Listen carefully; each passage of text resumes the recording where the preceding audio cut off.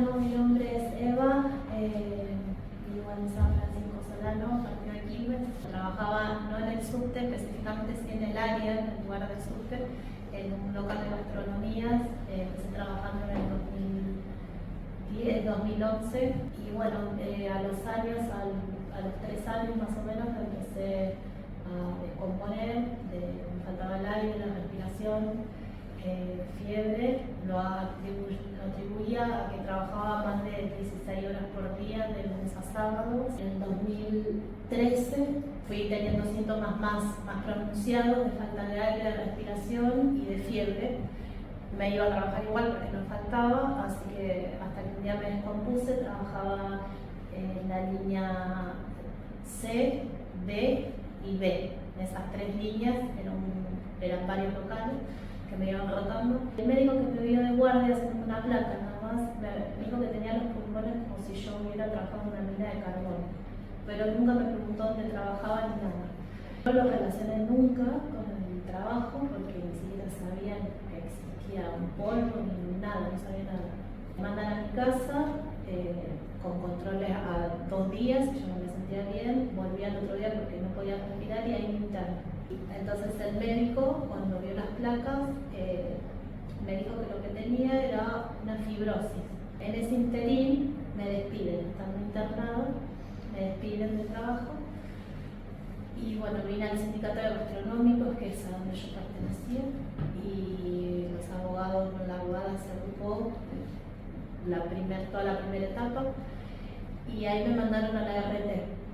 Y bueno, entonces ahí fue cuando la RT negó todo, que yo tenía una enfermedad genética, de familia, sin haberme tocado, no me habían hecho ninguna placa, nada. Con la explicación que yo daba, ellos me decían que no. Sí, pero sin tampoco, la abogada me dijo que no tenía que firmar nada, porque si no yo después no podía reclamar nada a futuro. Y ahí me manda la Superintendencia de Salud. En la Superintendencia de Salud fue con la única placa que tenía, más o menos, y con un estudio de sangre creo que tenía, y una espirometría, 3 cosas. Y el empleado que me atendió ese día me dijo, espera que voy a preguntar al médico que estaba adentro. Entró, preguntó, salió y me dijo, mira, lo que vos tenés es una fibrosis por exposición al amianto, pero que volviera al subte, que la gente del subte era la que más informada estaba, y que yo trajera todas las pruebas y que ellos iban a tratar de defenderme. Y ahí vine, me mandaron a hablar con Pancho, con Francisco Ledesma. Yo no sabía nada, no entendía a nadie. Y bueno, y él enseguida me atendió, me explicó, junto con Segovia, y me dijeron que le explicara, que eran mis síntomas, le expliqué, me mandaron con la doctora Lilia Capone, que es especialista en salud y en temas pulmonares. Me decían, mira, no es fácil lo que vos tenés, los pulmones los vas a ir perdiendo lentamente. Me dio una medicación desde el 2015, cuando ya me pudo diagnosticar con fibrosis pulmonar por exposición al amianto. Me explicó lo que era eso, entonces me dijo, mira, los pulmones se te van a ir poniendo duros como una esponja. Entonces me dijo, ahora tus pulmones, me puso en una mano, el ejemplo de una mano, me dijo, los tenés a ambos dos como comidos, y a medida que haya un resfrío, COVID, como hubo, que lo enferme también, se van a ir comiendo de a poquito. Y eso puede ser lento, puede ser ya. En ese interín yo iba al hospital prácticamente todos los días, durante todo un año, y llevaba el proceso de un juicio, donde cuando yo me enfrento a un juicio, no era solamente con la empresa que me despidió, sino contra Metrovías, el gobierno de la ciudad y la RT. Nunca hubo arreglo con ellos porque ellos nunca aceptaron, ni Metrovías. Metrovías decía que el subte era un pulmón verde, que era un lugar sano, que era imposible que yo me hubiera enfermado ahí.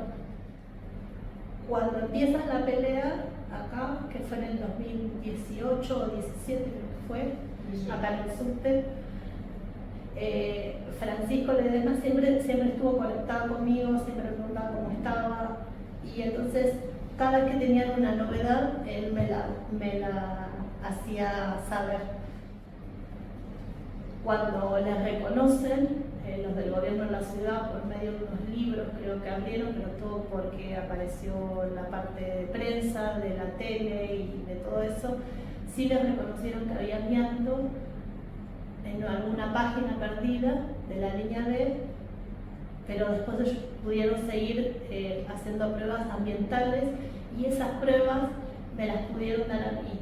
Y me acuerdo que vino una reunión con todos, había delegados y me decían, mirá que a nosotros nos costó mucho tener estas pruebas y te vamos a ayudar porque sabemos que afuera, aparte de nosotros, hay un montón de gente más.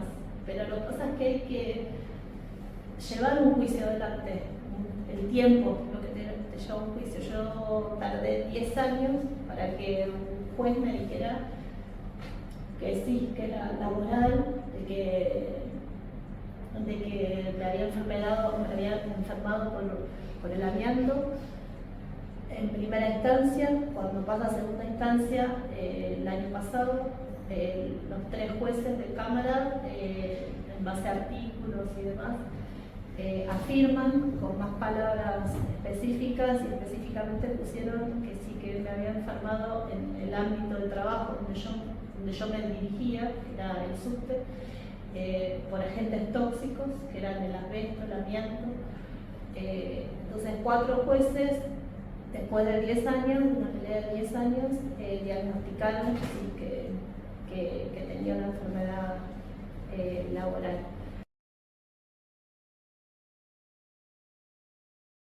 Pensé que una vez que tenía el juicio o que un juez dictaminara que yo tenía una enfermedad laboral, pensé que ya estaba eso. Y ahí el juez el año pasado quería hablar conmigo, los jueces de segunda instancia, antes de dar un fallo quisieron ver cómo estaba yo. Entonces pidieron hablar conmigo y ahí yo me pude expresar con ellos, porque es difícil que un juez de segunda instancia mayormente ven los casos, que es lo que me explicó el abogado, ven los casos sin dar el fallo. Me dijo en algunos casos cuando ellos dudan, piden hablar con la persona, y bueno, en este caso piden hablar conmigo, que yo les explicara, porque era un caso difícil también, me explicaron ellos. Ahí ellos me explicaron eso de la salud, que me dijo que ellos iban a hacer lo posible por ayudar, pero que yo entraba en un limbo. Le pregunté por qué, si ya estaba un fallo o si se daba un fallo, si vos diagnosticas una enfermedad laboral, pensé que estaba cubierto, que yo tuviera una cobertura de por vida, y me dijo que no, porque la ley no ampara a una persona que no está trabajando. Le dije de la gente del subte porque ellos tenían una cobertura y le dijo que ellos están en actividad, están trabajando. Me dijo, vos al no estar en actividad, es como que la ley no dice que una RT se tiene que hacer cargo de por vida, sino darte una parte dineraria y ya está.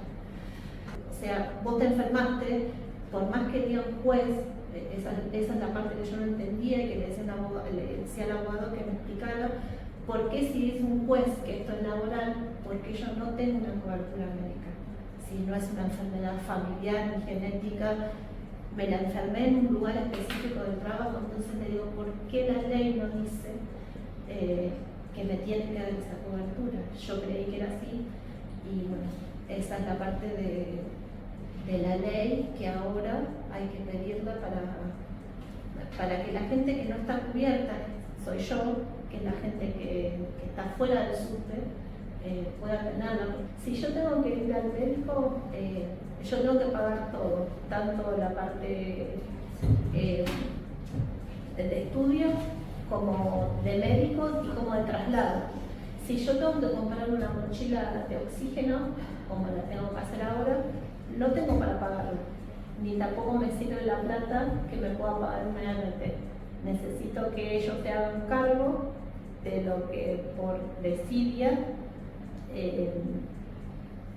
provocaron en mí y en otras personas.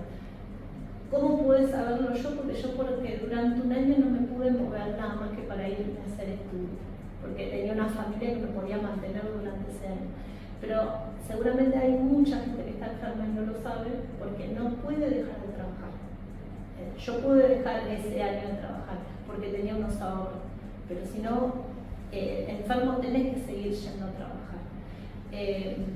Ahí es donde cuesta mucho que el Estado te reconozca algo que no está en la ley, pero que la ley misma dice que si vos tenés una enfermedad laboral, ¿por qué me la tengo que pagar yo? Eso es lo que no entiendo.